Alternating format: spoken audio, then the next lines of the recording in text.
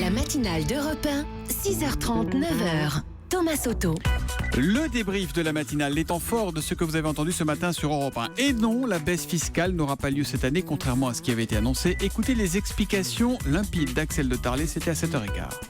En 2017, les impôts ne vont pas baisser pour les entreprises. Les entreprises ne vont pas avoir des baisses d'impôts, elles vont avoir des bons pour des baisses d'impôts. Des bons pour avaloir en 2018. On ne te baisse pas les impôts cette année, on te les baissera l'année prochaine. Je vais te faire un très beau cadeau, c'est un bon pour un très beau cadeau. Alors les entreprises sont contentes, mais la baisse d'impôts effective ne sera valable qu'en 2018.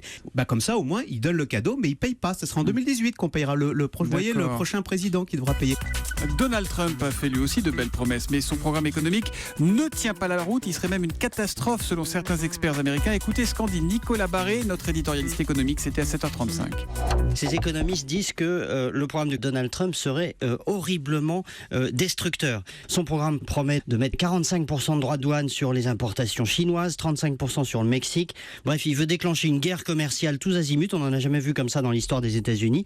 Alors les économistes du Peterson Institute ont fait tourner leur modèle. Ça veut dire récession dans les 2 ans, chute de l'investissement, perte d'emploi. Sauf que personne n'écoute les experts justement parce que ce sont des experts. On reste aux États-Unis où l'animateur vedette Jimmy Fallon a reçu cette nuit dans son talk show Hillary Clinton. Notre correspondant Xavier Yvon a trouvé la candidate beaucoup plus ennuyeuse que son adversaire Donald Trump qui était passé il y a quelques jours. Écoutez, c'était à 6h45 dans le kiosque d'Europe. Il se passe toujours quelque chose quand il y a Donald Trump à la télé. Et ça m'a fait penser à une tribune très intéressante dans le Huffington Post où l'auteur expliquait pourquoi Donald Trump allait être élu. Eh bien parce que les Américains sont le peuple de la télé. Et Hillary Clinton, écrivait cet auteur, je l'ai constaté ce soir, c'est de la mauvaise télé. Elle a beau être mieux préparée, meilleure politique, elle est nulle pour le divertissement. Et Donald Trump, en revanche, c'est un showman, c'est Kim Kardashian. Trump, c'est simple, c'est le programme préféré des Américains. Et l'auteur concluait son article en disant « Vous voulez regarder qui ces 4 prochaines années à la télé ?» Voilà, le kiosque d'Europe 1 avec Xavier Yvon qui nous fait vivre la campagne américaine. On parle télé avec Eva Rock, on parle également des régions avec Marion Calais et on parle éco avec Axel de Tarlet.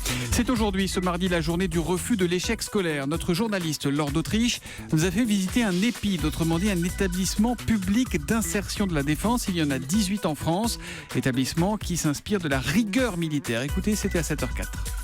Ils ont entre 18 et 25 ans, ils sont tous volontaires, déscolarisés depuis plusieurs années, sans emploi. Ils réapprennent les bases en français, en mathématiques. Estelle, 20 ans, a décroché depuis des années et elle avait besoin d'un cadre. Au début, je me disais, mais moi, par rapport à mon projet, par exemple, je vais faire agent administratif, j'ai pas besoin de savoir marcher au pas. Mais en fait, tout a un sens. Même marcher au pas, ça a un sens. Ça me plaît.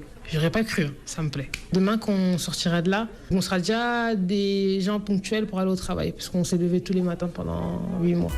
Et puis Michel Sardou était mon invité en direct tout à l'heure. Après de longues années d'absence, le chanteur est venu nous annoncer son retour sur scène pour la chanson. Écoutez, c'était à 7h45. En fait, j'ai eu un gros problème de gorge, à tel point qu'un médecin m'a dit « vous chanterez plus jamais ». Et puis je l'ai pas cru. Et je suis sûr qu'en me réentraînant, ça pourra se faire. Le problème, c'est... Michel Sardou va remonter sur scène et va chanter. Attends, va pas trop vite, Toto, tu nous emmerdes. Le problème que j'ai, le gros problème, c'est moi. C'est-à-dire, est-ce que je suis capable de chanter 2 heures, 6 jours par semaine? Quand ma prof me dira, vous êtes prêt pour le faire, là, on signera la tournée. Mais l'envie est là. Alors, il y a même un projet.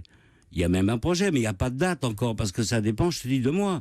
Voilà, il n'y a pas de date, mais il va rechanter, Michel Sardou, il nous l'a dit. Il était un peu grouillon, donc on vous a offert 2 fois 2 places pour sa pièce de théâtre qui reprend elle le 29 septembre au Chesnay. La pièce s'appelle Représailles, signé Eric Assous. Les 2 plus rapides à avoir mis une chanson de Michel Sardou et le hashtag un grognon sont Caro, même Taupe, et Val Latin, qui a, elle, cité La maladie d'amour. Donc en chantant et La maladie d'amour, 2 places. La pièce Représailles part en tournée, Bordeaux, Marseille, Monaco, Genève, Béziers, Nice, Bruxelles, Lyon, Nantes, Lille, etc. Ça va durer 6 mois, toutes les dates sur europe1.fr et ça c'est juste pour le plaisir. Comme les rouges déclinants des lueurs occidentales, elle a de temps en temps les yeux d'un animal farouche et résigné, insolent et soumis à l'instant de griffer. Elle a ouvert son lit, elle est sortie armée du cerveau